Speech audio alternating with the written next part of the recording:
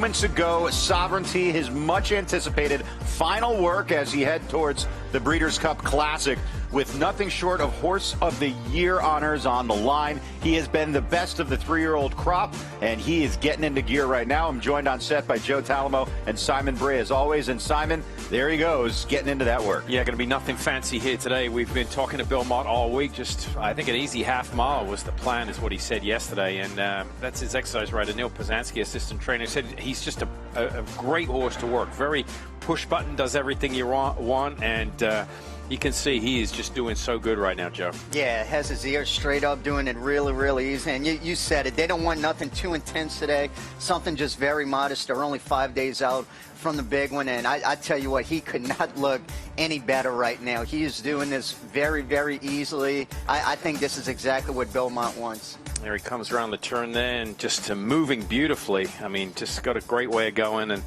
you know, the longer we've been here, you know, we were out at dinner last night talking to a couple of people, and they just, this is the talk, Sovereignty, how good he looks, how well he's doing. The word around town is that, you know, he's just doing so good. I mean, probably the best he's done his whole year, and he looks like it. I mean, just look how fluid his stride is. He cannot be hitting the ground any better, doing this very, very easily. Like I said, we're only 5 days out. Not going to be a really big gallop. I'll just kind of stretch his legs, and I think he got out exactly what they wanted to with this. It's not often that the Breeders' Cup Classic winner gets outshadowed by a 3-year-old the following year, but I feel like that's the case here in 2025. As Sovereignty stopping the clock there in 49-4 for that work and doing it as easily as possible. Yeah, I tell you what, Bill's going to be really happy. I mean, great job, Neil Pazanski. I guarantee you, I guarantee you, he told him to go 49 or 50. And he hit it right on the mark. Absolutely perfect.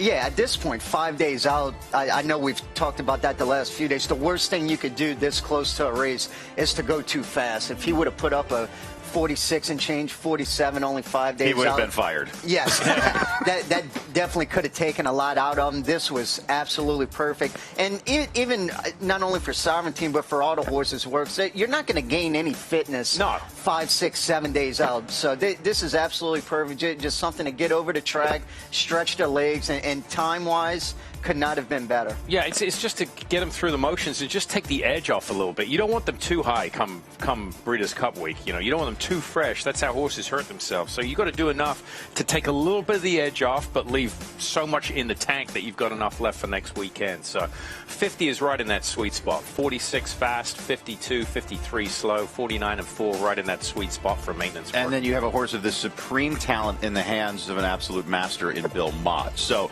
it's a double whammy there, where you have connections involved that know more about horses than most who ever throw a saddle over one, and they get their hands on someone like this.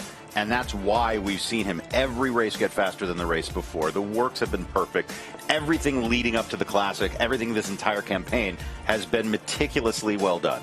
I mean, look at him, Simon, right after the work. I know he didn't go fast, but still, it doesn't even look like he worked at all. It looked like he went out for a jog, and honestly. Look at his mental disposition walking back. What gets me is his trunk in the middle of him. He's just so thick. I mean, that is literally like a barrel in the middle there.